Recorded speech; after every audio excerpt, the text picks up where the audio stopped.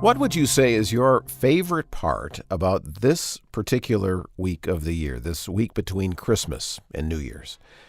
That it marks the end of another year, that in this case, basically 2021 is in the rearview mirror, and you're glad because either it was a good year and you have lots of good memories, or it was a rough year and you're just glad to see it come to an end. Actually, it's probably a combination of the two. Or is your favorite part about this week that we're on the threshold of 2022, the beginning of a new year, and that fresh start excites you? Well, in this Discover the Word podcast, Marty Hahn, Elisa Morgan, Bill Crowder, and Daniel Ryan Day are going to have some conversations for New Year's called The End and the Beginning. We're going to be studying a psalm together that's a key part of the Jewish New Year's festival of Rosh Hashanah. Helpful perspective as we think about the end and the beginning on the Discover the Word podcast.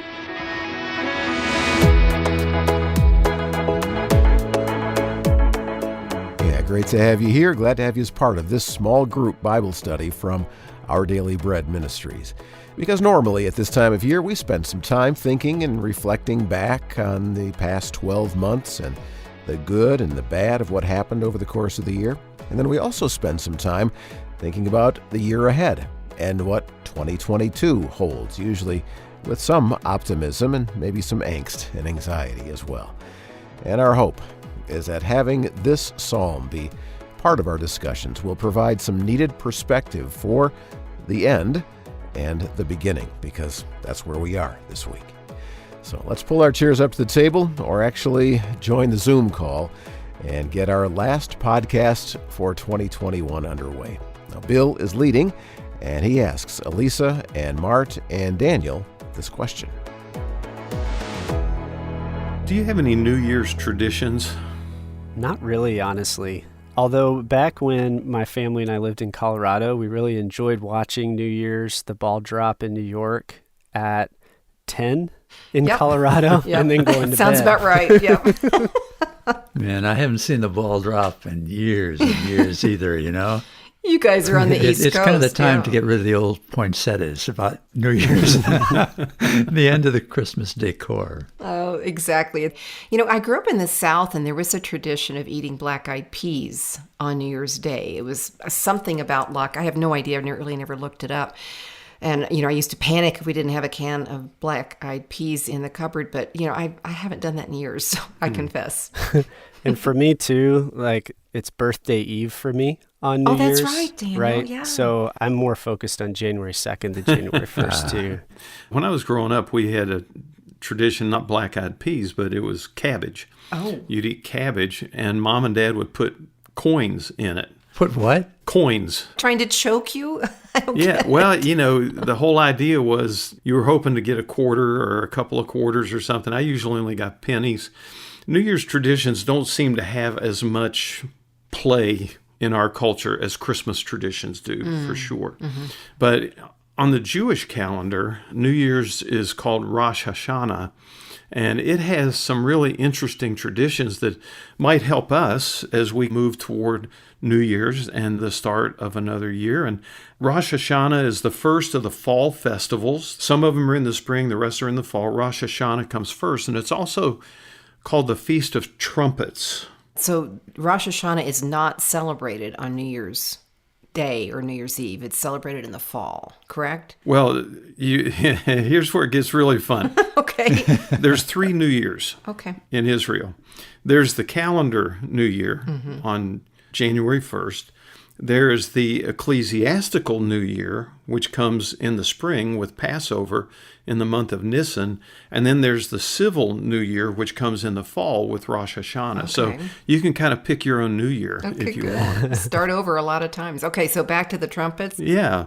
It's called the Feast of Trumpets because the trumpets are blown in anticipation of the starting of the new year.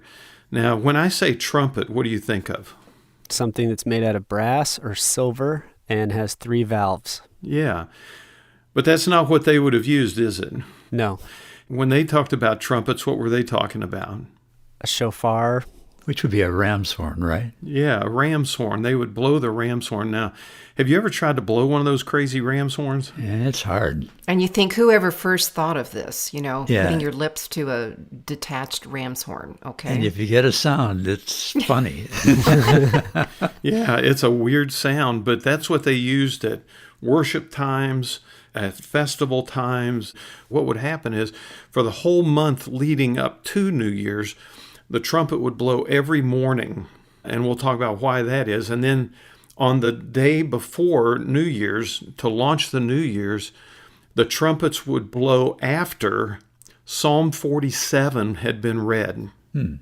So there's something about Psalm 47 that the Jewish rabbis thought was a really good way to lead into the New Year, because not only was it read 7 times before the trumpets blew. So they would read Psalm 47 7 times, then the trumpets would blow and it would announce the start of the new year. And then 10 days later would come Yom Kippur, the Day of Atonement. So there's a lot going on here.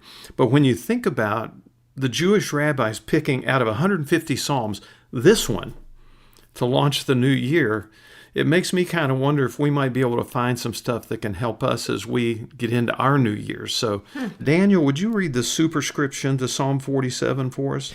Sure. To the leader of the Korahites, a psalm. Okay. Now, Elisa, would you read it in your translation? Sure. Mine says, for the director of music of the sons of Korah, a psalm. Yeah. The sons of Korah is an interesting bunch. Do you have any familiarity with the name Korah from the Old Testament? Yeah, it's not a good story. Korah leads a rebellion, and as a result, things do not go well for his family. Mm-hmm. Like the whole earth opens up, right? Yeah, it was a really striking moment. The earth opened up and swallowed all these guys that were rebelling against Moses' leadership, is going all the way back into the book of Exodus. However, even though the name Korah had quite a stigma attached to it, some of his descendants, the word sons here doesn't necessarily mean offspring, it means descendants, and some of his descendants became songwriters. Yeah. And they would write hymns or psalms that could be used in worship. And this is actually one of 12 psalms that are attributed to the sons of Korah. So there's kind of a little bit of a redemptive thing there, isn't there? That even though their ancestor had a pretty bad thing that he had created, out of that comes some guys that are really committed to worship. So you're wondering if they're trying to redeem the family line. Is that the idea? Or they've been sensitized to the problem of the father, right? Yeah. I think that there are some scholars who think that that may have been happening, that they're trying to win the family name back. And I would say that if that is true, then apparently it was successful, because in capturing the Psalms, they allowed that name to be attached to them in spite of its history. Now, the reason some think that the Psalm is read 7 times before the trumpet blows for Rosh Hashanah is because the name Elohim appears 7 times in the Psalm. Elohim is one of the Old Testament names for God, but it's not the one we normally find in the Psalms. What do we normally find? Well, there's Yahweh, right? Right. And then there are combinations of Yahweh with other characteristics, descriptions of him. Yeah. Like, for instance, Adonai and the letters from Yahweh combined for Jehovah. And if you take, for instance, what Mart's saying with Yahweh, Jehovah, and you add to it Jireh, it is Jehovah Jireh, the Lord who provides. And so we have a lot of these names, and then we have a lot of these descriptive titles. But in this set of psalms, these Elohistic psalms, the focus is on the name Elohim.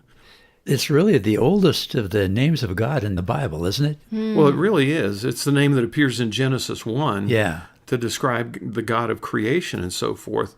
Not only is it the oldest name, but it was a safe name, because Yahweh you weren't really allowed to pronounce. It was the unpronounceable, unspeakable name, right? Yeah.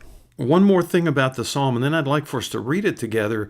And as we're reading it together, I want you to think about, what about this psalm could make it good for New Year's? But before we do, there's another element to this psalm. Not only is it an Elohistic psalm and a psalm of Korah, It's also an enthronement psalm. There are 7 enthronement psalms in the book of Psalms. And this is going to be really important because it's a song that celebrates the king taking his throne. And in Israel's eyes, the king is God. What do you mean the king is God?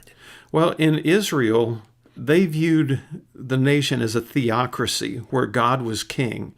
And so even when they had human kings, it was really only a vassal king taking the place of the one true king who was the God of Abraham, Isaac, and Jacob. Okay, so they're not talking about David or Solomon or... No. This is an enthronement psalm that anticipates God physically taking the throne of Israel at some time. Okay. And we'll kind of get into that a little bit because I think it's a really interesting and important thing for us as people of the cross and the empty tomb to consider.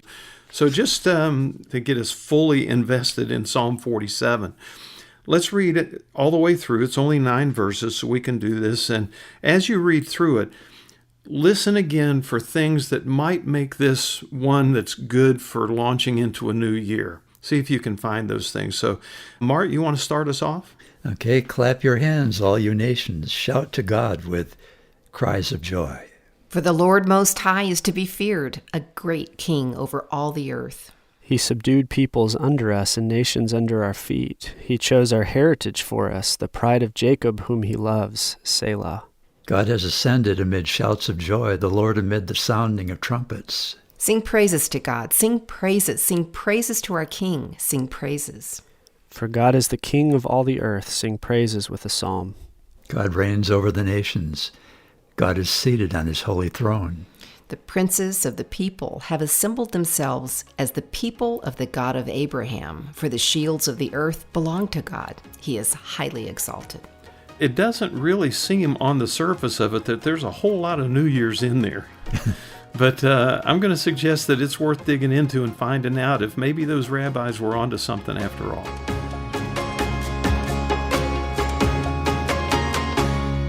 As we make our way toward the start of a new year, I'm wondering, do you find yourself reflecting more on the past year or looking forward in anticipation to the coming year?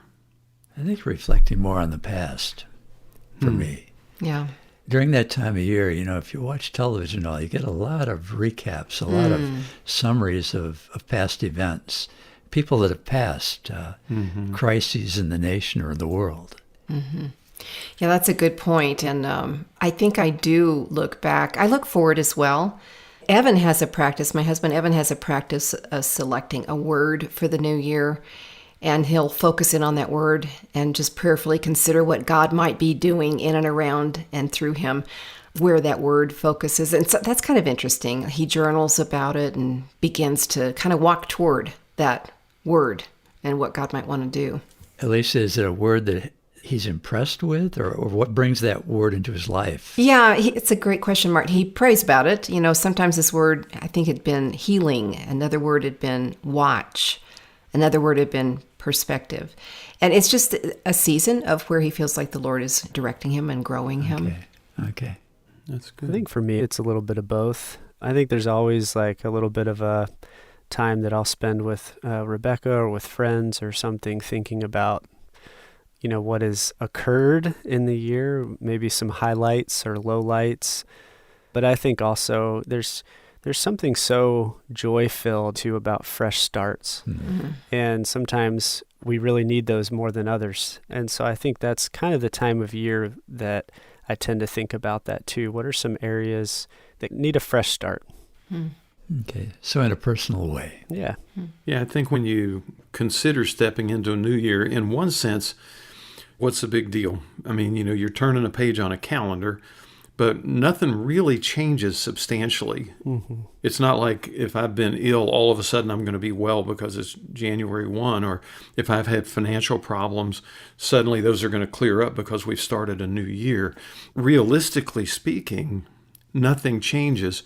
But like Daniel says, there's something about this sense of a fresh start that gives you a new wind to try to face whatever challenges you've got going in. We started yesterday talking about Psalm 47 as a part of the Jewish New Year celebration of Rosh Hashanah to launch the civil New Year, one of 3 New Years that they have in modern Israel now. And we talked about that in our last program. And I like the way you ended the last program, Bill. And how was that? Had something to do with why in the world would they have chosen this psalm That's right. to begin the new year, right? Yeah, it's Psalm 47 does not seem to actually be screaming out New Year. Bill, to get a jump on that, though, we have to remember there are a couple of big festivals following Rosh Hashanah, that's right. The Day of That's Atonement and then the Day of Tabernacles. Yeah, the Feast of Tabernacles. Yeah. And actually, Rosh Hashanah is connected to Yom Kippur, to the Day of Atonement. And here's where I really want us to see if we can find something in the first couple of verses of Psalm 47 that back this up, because the month of Elul, E-L-U-L, leads up to the new year. And every morning of that entire month, a trumpet would blow. The intent was to awake the listeners out of their slumbers and to reflect on their lives. And it would lead up to this 10-day period of repentance before Yom Kippur. So there is a connection in some ways to a new beginning, perhaps, that way. Mm-hmm. But to them, the new beginning was not just reflecting on events or circumstances or highs and lows. It was on what have I done in my life that I need to repent of and get right with God. And so every morning the trumpets blow. Then you have Psalm 47 read 7 times.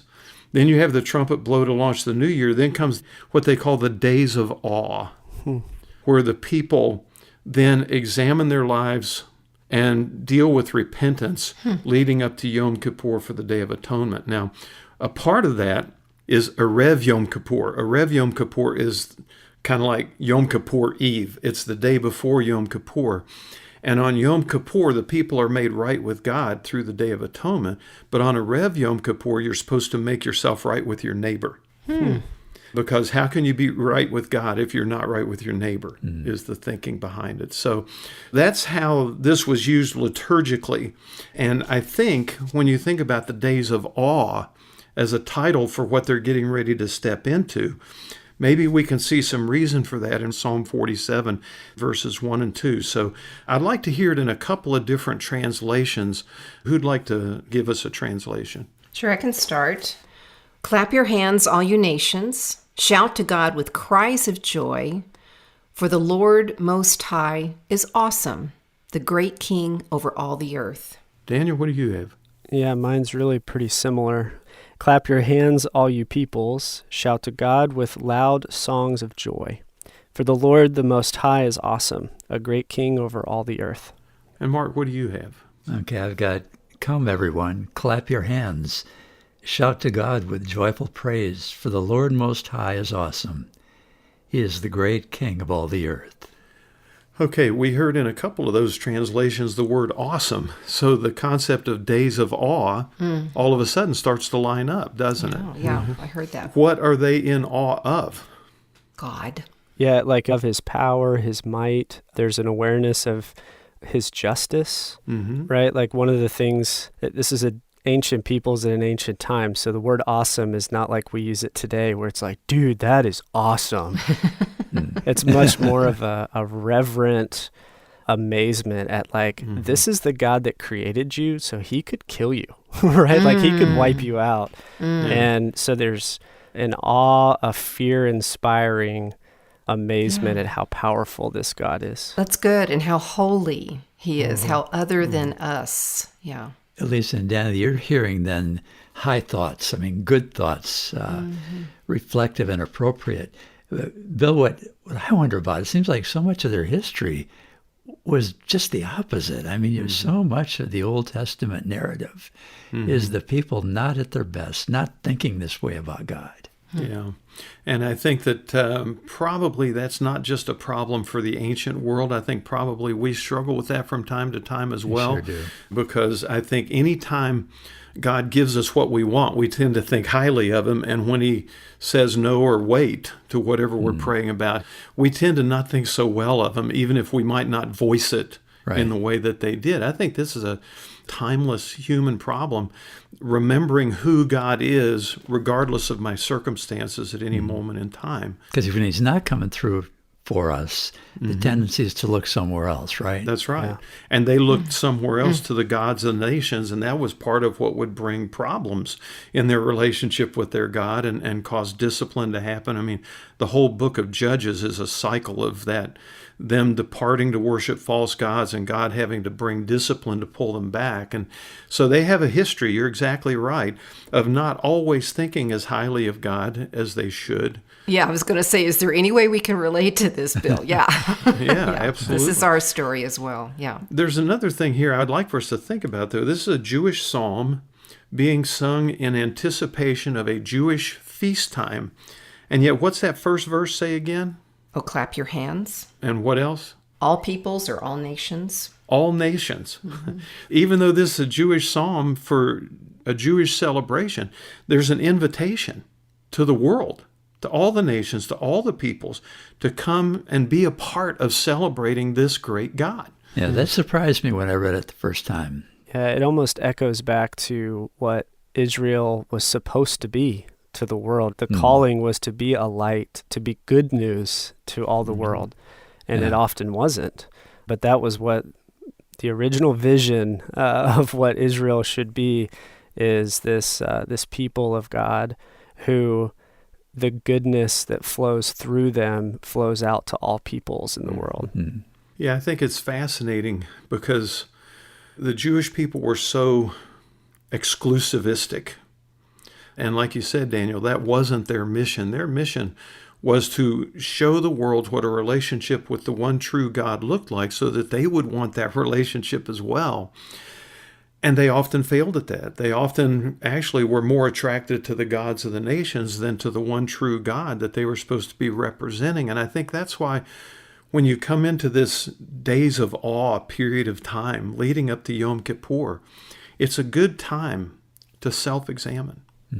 It's a good time to take stock. A term that I remember hearing years ago was to do a personal spiritual inventory and just kind of take stock of, where am I in my relationship with the Lord?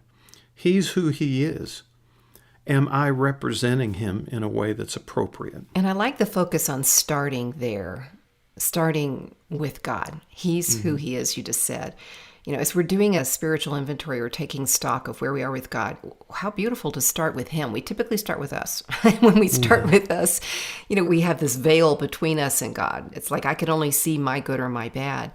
But how wise to start with him and who he is. And how freeing, too, because oftentimes when we do start doing inventories of how we feel like we're doing or what's the status of our relationship with God, immediately, oftentimes, shame follows, fear follows, but that's not the God, right? Like, he is awesome and powerful and mighty, but he's also this God that's described as patient and loving and kind and slow to anger. And oftentimes our response is to get pretty self-critical when we do that. But when we do start with God and look toward him, what we find is a God that doesn't put shame and fear on us when we find out that we don't measure up in the way that we want to, but is a God that comes near to us.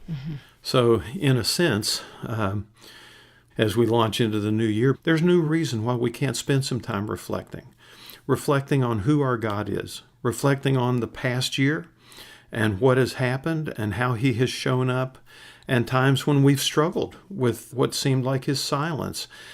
And as we go into the new year, reflect on who our God is and where am I in my relationship with the Lord. Yeah, such a great reminder to reflect on God during this busy season and to maybe conduct a personal spiritual inventory. We all have plenty of things that need our attention, but our relationship with God should be at the top of that list. Well, this is Discover the Word with Mart DeHaan, Elisa Morgan, Bill Crowder, and Daniel Ryan Day. Our podcast for this last week of the year is titled The End and the Beginning. And when we continue, they're going to talk about our tendency to focus on how big and overwhelming our problems and struggles are. And in a lot of ways, it's understandable that that's where we go. But Psalm 47 can help us turn our focus and our perspective in another direction.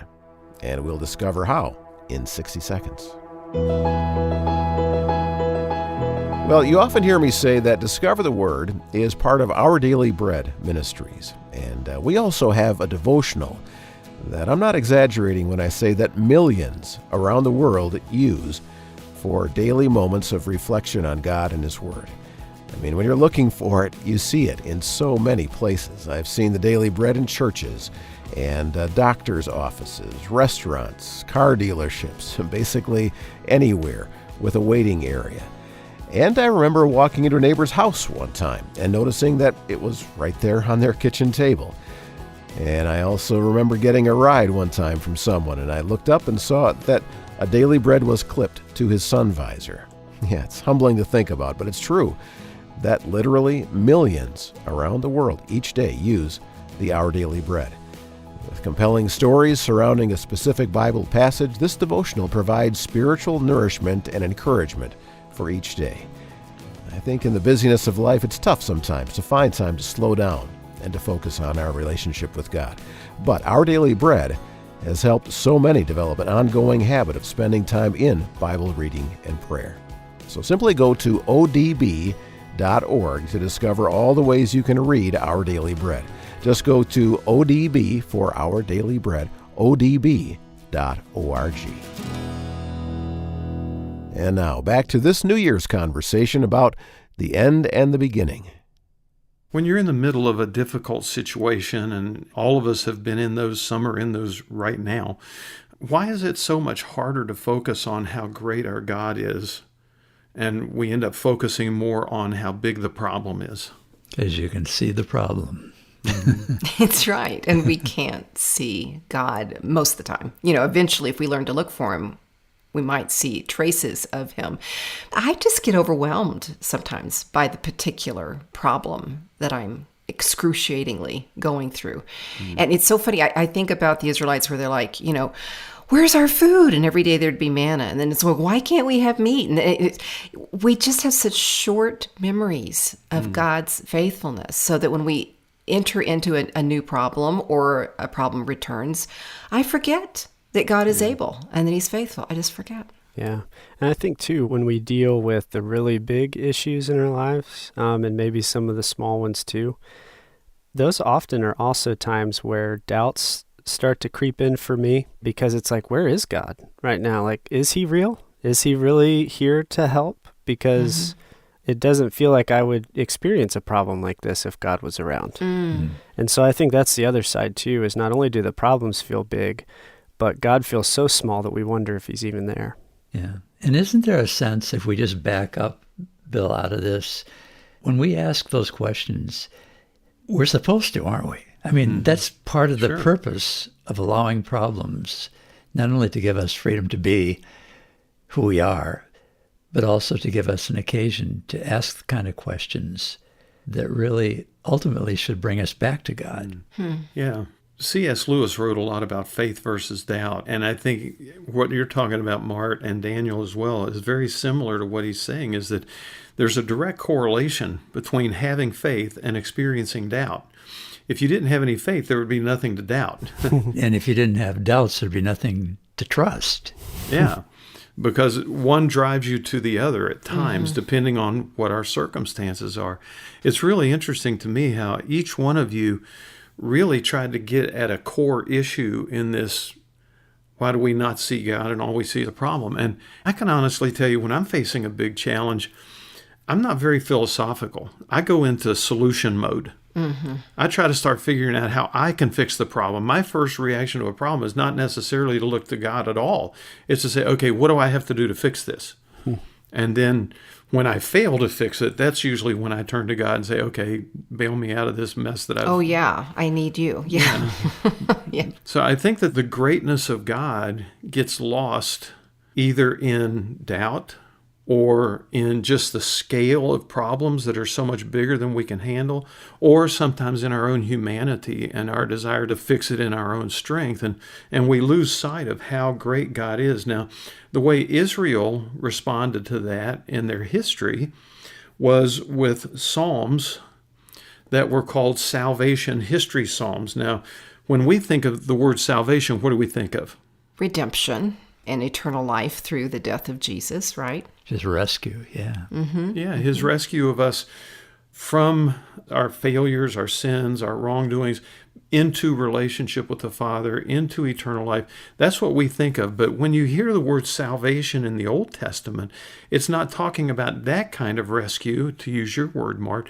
It's talking about a time when God physically rescued them from an enemy of some kind. Mm-hmm. So the great salvation history Psalms of Israel all tend to deal with what event in Israel's past? The Exodus out of Egypt, so being rescued from slavery. Yeah, that was their touchstone moment in their national memory. The high point moment of salvation for them was the Exodus. So when they would face problems, they would point back to the Exodus.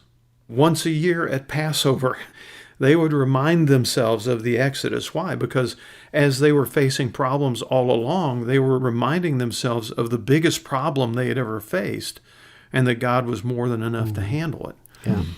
So the size of their God became the issue. And I'm speaking in kind of an idealistic way, because we know that everybody in the nation didn't have high thoughts, low thoughts, all the same thing all the time. But there is this sense of God is greater. Mm-hmm. And here's how we know. Look at what he did in the past. Now, this Psalm 47 doesn't go specifically to the Exodus, but it does go to God's salvation history with his people. In our previous conversation, we read verses 1 and 2. I'd like for us to read those again this time, but then go ahead and pick up 3 and 4 and see if you hear the echoes of rescue in there. So Psalm 47, starting in verse 1, "Clap your hands, all you peoples. Shout to God with loud songs of joy.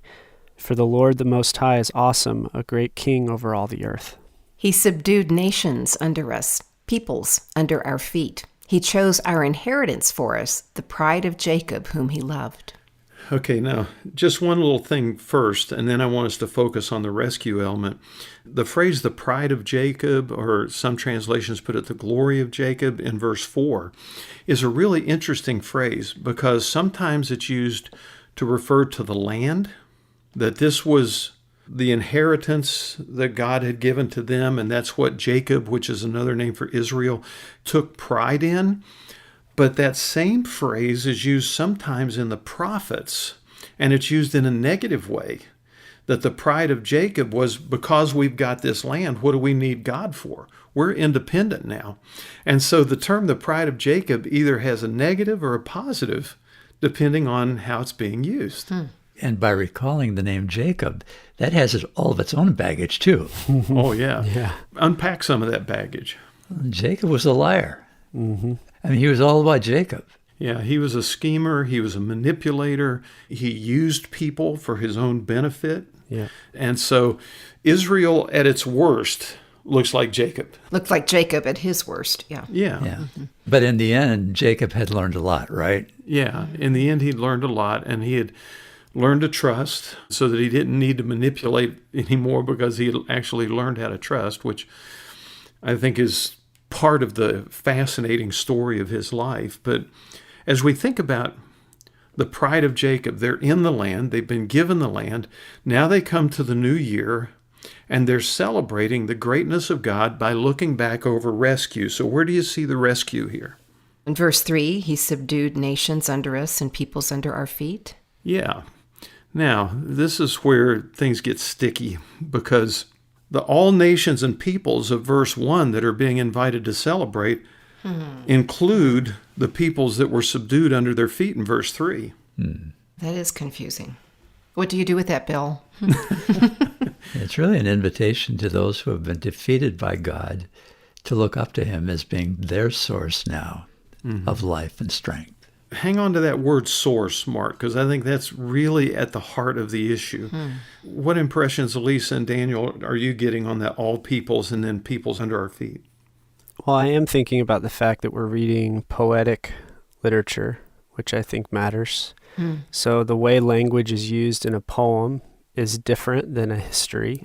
And so this is a poetic description of rescue. And so words like subdued or under our feet right? That's metaphorical type language when it's used in this type of a context in a poem. Daniel, I'm not sure what you're getting at here, because there were real historical events where the enemy was defeated. Absolutely. Some of those, right, where Israel's attacked first, right, and God rescues them. And we don't know exactly what they're referencing to here. There are others that aren't clear and simple like that, where it looks like Israel does the attacking, but we just don't have enough information in this particular verse to know what they're referencing at that point. Okay. And maybe I'm leaning into what both of you are saying.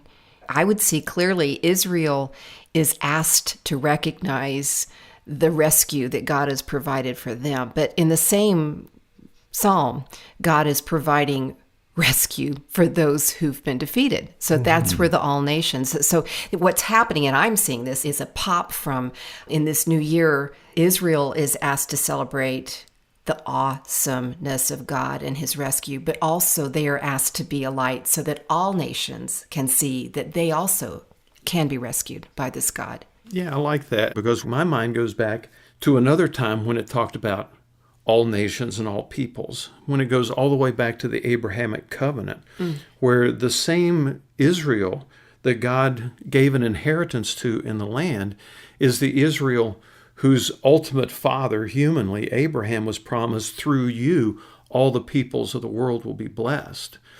So what you're doing, Elisa, is you're kind of moving us on that trajectory a little bit further down the road to see that, yes, this happened in history, like Mart said.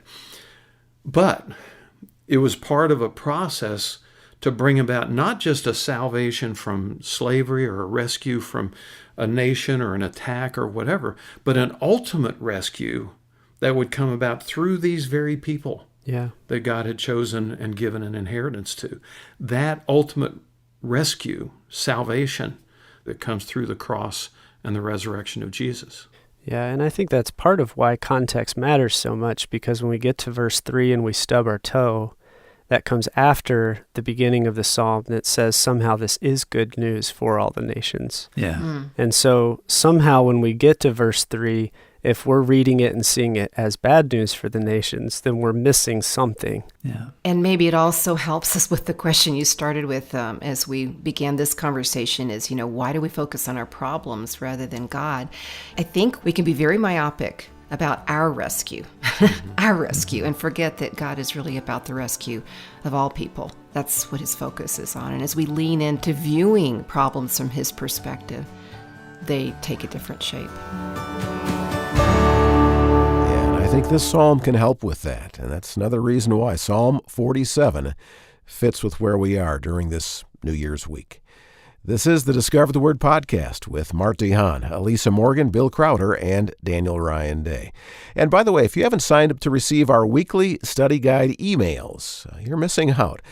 When you sign up, what you'll get is an email in your inbox every Monday from us that gets you ready for that week's podcast. There's a summary of what the study is about, discussion questions, a weekly challenge, and more. You can sign up for free right now at discovertheword.org. Scroll down to the email sign-up part of the page there at discovertheword.org. Well, as this episode of the podcast about the end and the beginning continues, we're going to discover how Psalm 47, thinking about a coronation and asking who's on the throne, can help us at this time of year.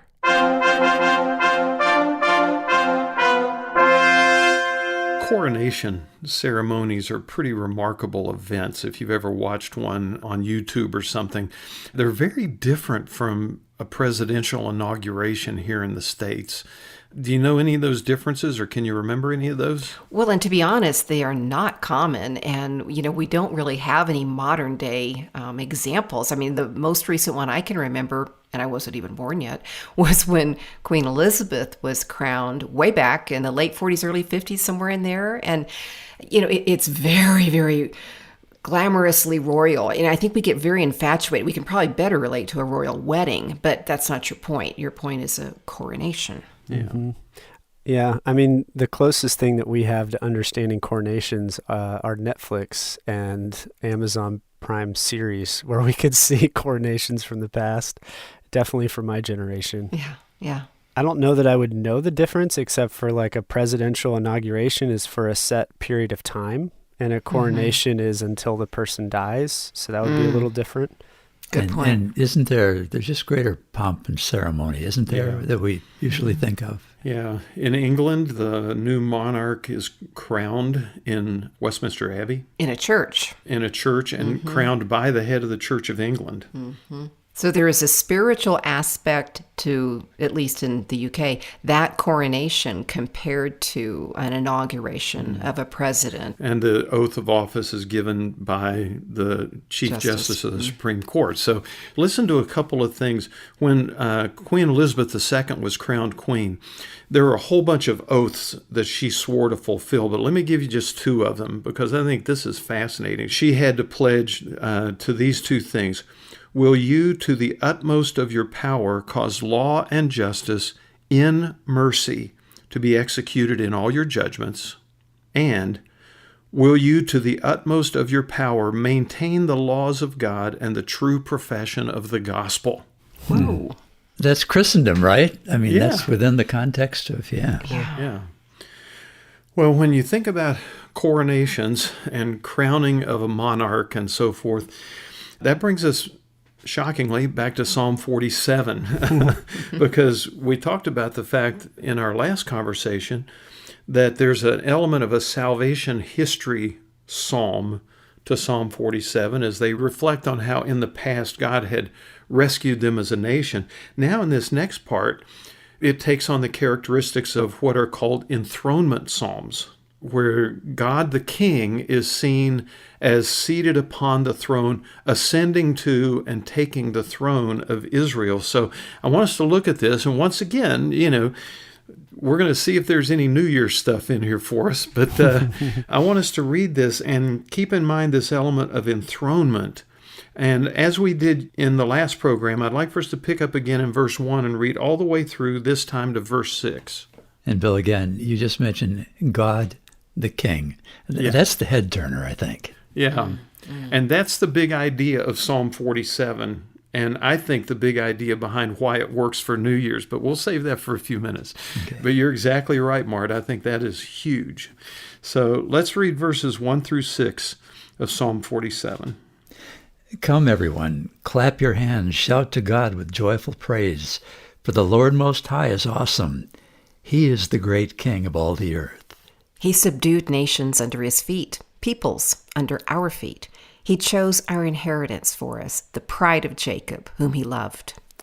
God has gone up with a shout, the Lord with the sound of a trumpet. Sing praises to God, sing praises to our King, sing praises. Now, notice the key in my translation, that last phrase, sing praises to our King. Mm-hmm. Now, we talked about salvation history psalms. Now we're looking at an enthronement psalm. What are some other genre of psalms? We don't have to spend a lot of time on it, but just so we can kind of get some bearings in the book of Psalms itself. Well, a huge percentage of psalms are lament psalms, so drawing attention to what's wrong with the world and asking God to do something about it. Mm-hmm. And psalms of ascent. Yeah. Traveling together up to Jerusalem for the feast. Yeah. That's Psalms 120 to 134. Any other specific ones that you can think of? Well, I'm thinking about Psalms of David, which actually contain a whole bunch of different psalms, right? Yeah, a lot of different kinds. There are Hallel psalms that focus on the hallelujah, the praise the Lord approach. So there are a lot of different kinds of psalms. In a sense, to use a more current term, or at least it was current the other day, I don't know if it still is or not, but this is kind of a mashup. It's a mashup of several different genres of psalms, because we saw the salvation history in our previous conversation, and now we're seeing an enthronement psalm where it's celebrating and worshiping God as King. And the key word is verse 5, and in my translation it says, God has ascended. We talked about coronations earlier. If you've ever watched a video of Queen Elizabeth II's coronation, there was a time where she literally ascended up steps to a platform where the throne was and then took her seat in that throne.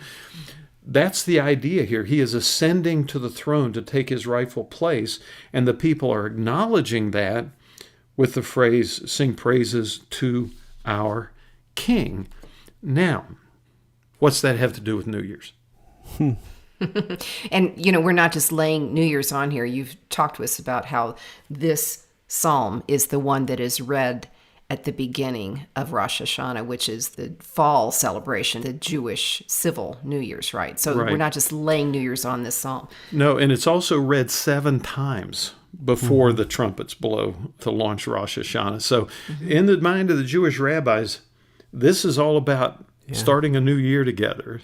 So what do you think might have been something in there that could have elicited that kind of thought? I'm putting my ancient history hat on. I think there was a process of when a king came into a new territory and was basically like his rule was becoming the new rule for the area.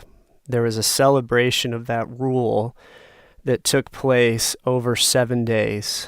And on the 7th day, it was called the King's Rest. And that king, the idea was that his rule and reign was now cemented throughout the whole region. And so I wonder if that's maybe part of the 7 trumpets That's are interesting. kind of representing that. But the idea would be, as it relates to New Year's, a new beginning maybe, right? Like there's a new king on the throne, and as a result, there's new implications for how the people are going to live, what kind of rule that they'll be under from that point forward. Or it might be the same king, but he's, remember, back on the throne rather than we tend to take him off. I was picturing, as you were talking, Daniel, thinking about that, almost like a reset button.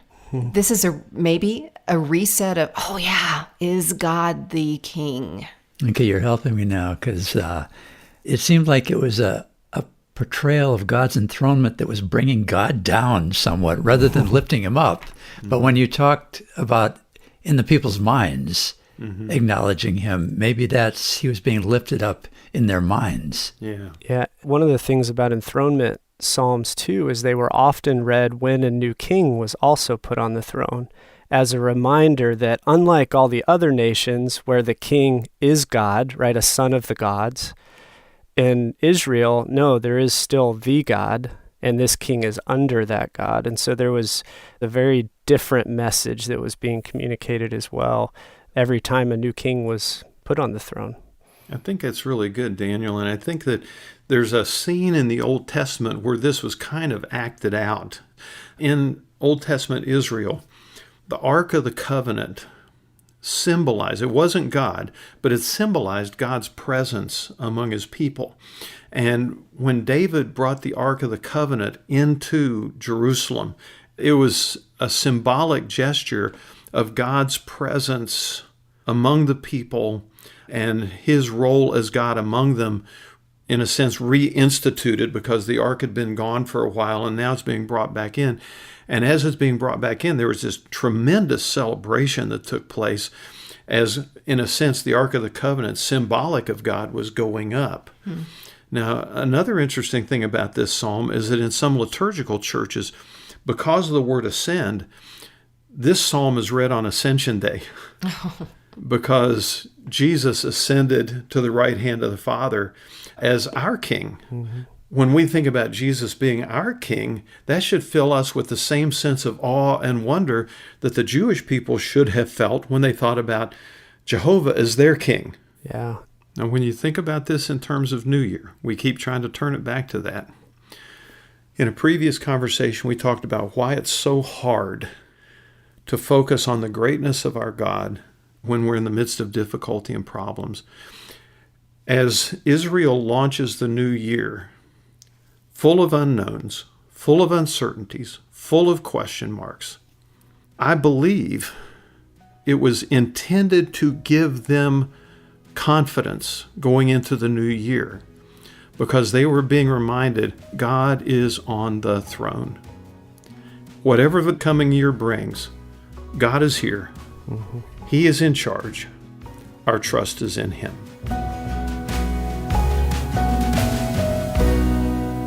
An important reminder for them and an important reminder for us that no matter what is happening in the world or in our lives, God is on the throne, and we can trust him. That's a significant perspective to always have, but especially at this time of year.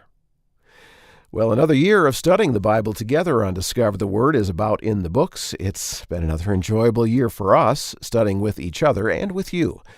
Thanks for being part of the Discover the Word group with Mart DeHaan and Lisa Morgan and Bill Crowder and Daniel Ryan Day, and a new member that we added to the team just this last year who studies with us from time to time, Rasul Berry. In fact, Rasul will be part of our next podcast, the first one for 2022, called Growing Pains. And so what comes to your mind when you hear that term, growing pains? I think about my son who would often wake us up in the middle of the night saying, "Dad, my legs hurt." I think of babies when they go and they're teething and they're crying, and you're trying to soothe them and go, it's going to be okay. And I think sometimes we need to remember that spiritually too. Like it's going to be okay. It won't always feel like this, but sometimes the stretching and the testing of our faith is what we need in order to be more like Christ. Yeah. This is actually what we're going to be talking about, are these growing pains, really, of faith. And we're going to spend some time in a section in the book of Acts where the very early church experienced growing pains. So we're heading into Acts chapter 6, and we're going to be looking specifically about how we can grow through pain. That's uplifting. Isn't that exciting? Yeah, Lisa leads a study of Acts 6 called Growing Pains. Next time on the Discover the Word podcast. And now, the conclusion of this New Year's study of Psalm 47 about the end and the beginning. Have you heard somebody say, "You don't deserve this," or somebody say, "This is exactly what you deserve"? Exactly. How do you hear those two statements? Well, the first one I've heard people say at weddings, usually talking to the groom. "You don't deserve her," "you don't deserve," and they mean it in a kind of a joking way, like she is way out of your league, bud. Yeah. But it's interesting, we tend to diminish our value and lift up someone else's value. And there are times when something good happens to us and someone has said to me, "Oh, you just so deserve this." And I'm like, well, maybe, but I really just feel grateful, not so much deserving, if you know what I mean. Yeah, that's a way of putting it in its place. The other side of it is sometimes people will look at you and you say, "You got exactly what you deserved." Ooh, and yeah. it's not so nice, right? Yeah. People are more likely to think that, aren't they, than to say it. That's right. Yeah. What does it mean? I'm almost hesitant to even ask it. What does it mean for God to get what he deserves? It means something very different. Scripture makes it pretty clear he deserves glory and honor and majesty and worship and our allegiance and our love. And, I could fill in the blanks probably all day long. And I think sometimes he deserves our questions. If it doesn't make sense at all, if we just can't make it, it probably makes more sense to say, "Lord, what are you doing?" Yeah, and maybe even a step further than that, Mart, sometimes I think God deserves our pushback a little bit. Yes. And I think that needs to come with some humility to know that he's God and has a different perspective than I do. Yeah. But I think there are times in our lives where there is an invitation there to look at God and say, or to push back in some ways. It's really kind of the picture of Jacob, isn't it? Wrestling with God. There's that struggle there that became something of Israel's memory as a nation. They needed to remember that. Yeah. Yeah, I think about Job and his many questions. I think about Elijah. "I'm the only one left. I just want to die." I think about all of those so very honest moments we see where God let people question him. Because when we are honest, we bring our honest worship, rather than some kind of dressed up fake stuff. I love the way you guys have brought that forward, and it's layer upon layer upon layer. It makes our relationship and our worship much more authentic, much more real, deeper. And I think that's exactly where we want to focus in this final conversation. We're on the threshold of a new year, and we've been looking at approaching the new year through the lens of the Jewish Feast of Trumpets or Festival of Trumpets, Rosh Hashanah, the New Year, the civil New Year. What are some of the things we've seen so far in our previous conversations?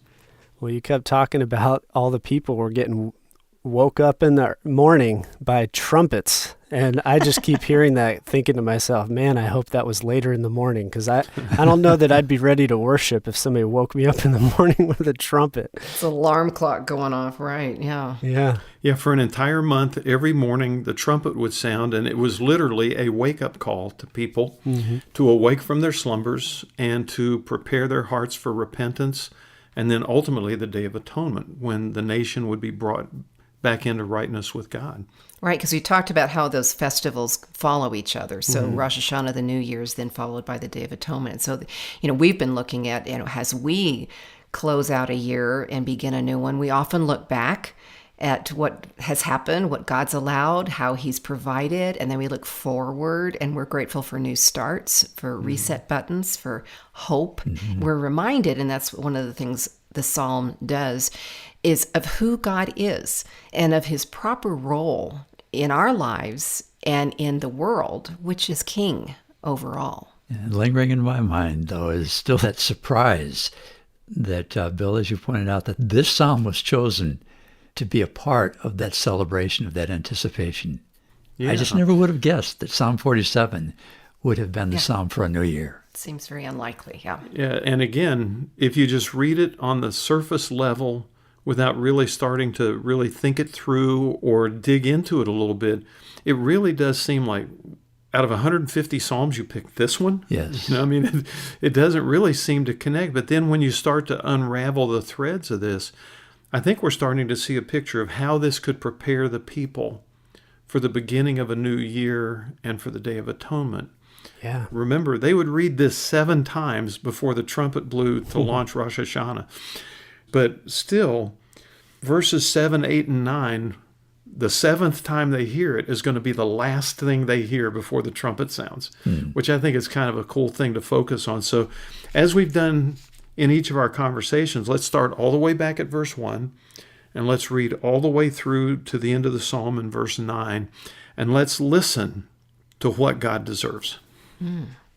Come, everyone, clap your hands, shout to God with joyful praise, for the Lord Most High is awesome. He is the great King of all the earth.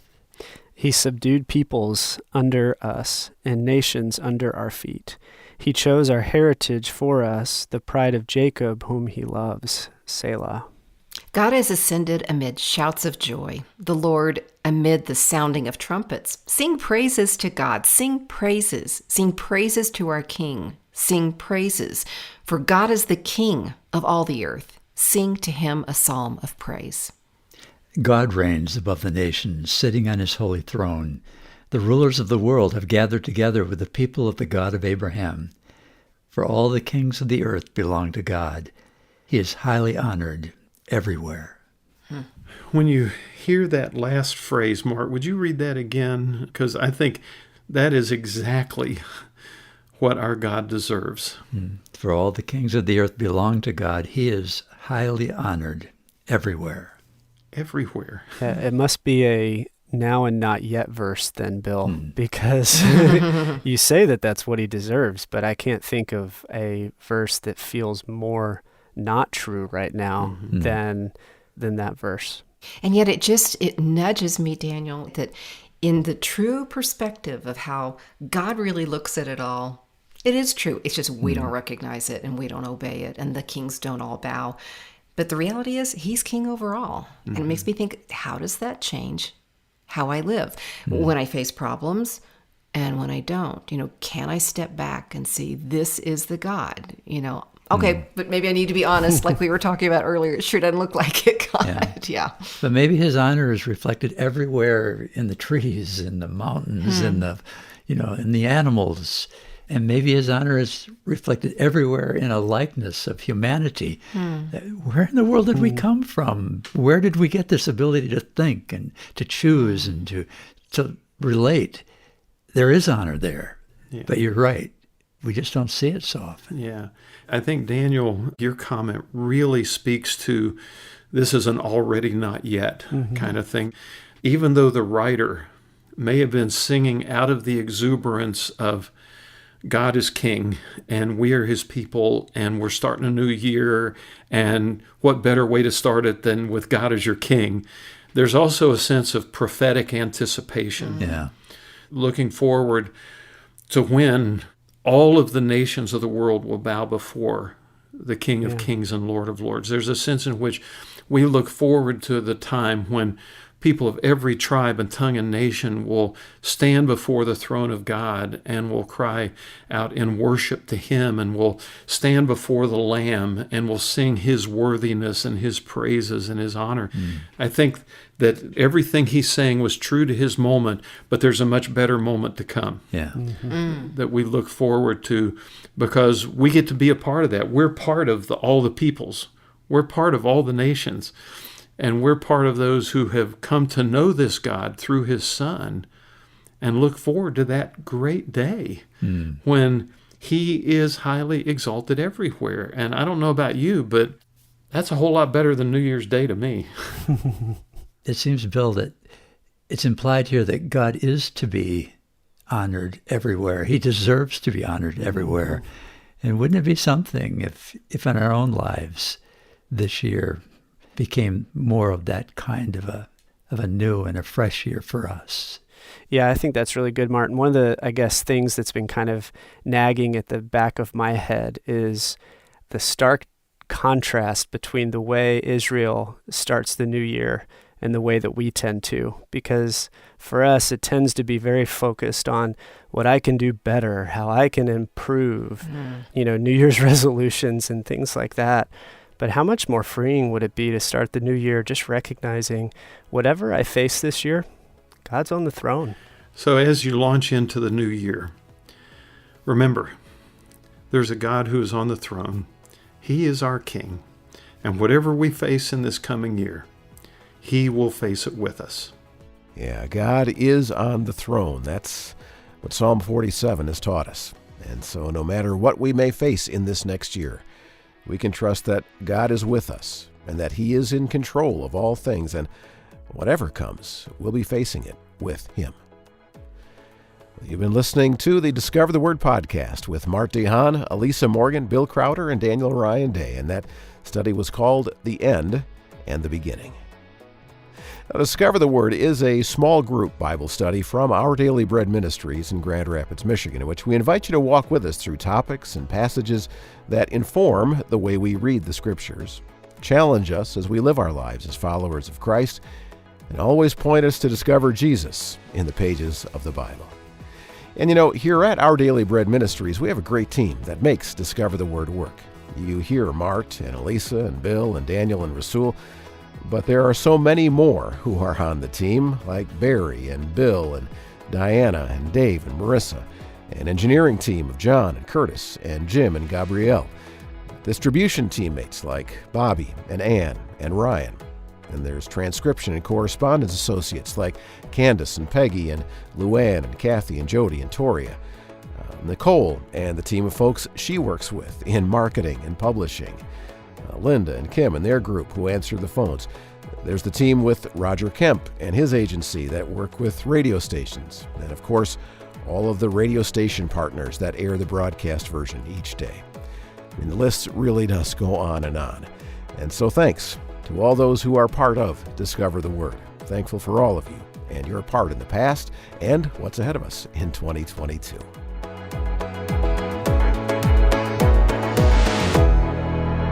Thanks for listening. I'm Brian Hettinga. Discover the Word is provided by Our Daily Bread Ministries.